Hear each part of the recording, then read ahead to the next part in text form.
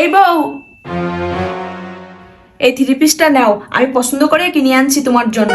এবার ঈদে এটা পরো।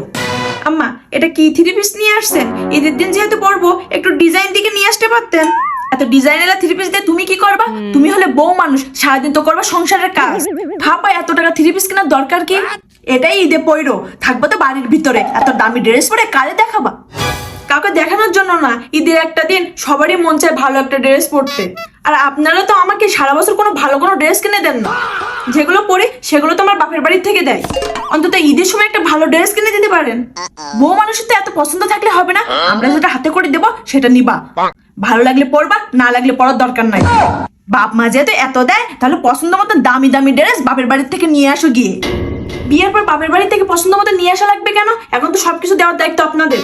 বইয়ে চাওয়া পাওয়া যেহেতু মূল্য দেবেন না, তাহলে ছেলে বিয়ে দিছিলেন কেন? আচ্ছা, ছেলে বিয়ে দিছিলেন কি বাড়িতে একটা দাসী নিয়ে আসার জন্য? দায়িত্ব যদি নিতে পারেন তাহলে ভালোভাবে নিবেন, না নিতে পারলে বলে দিবেন চলে যাব।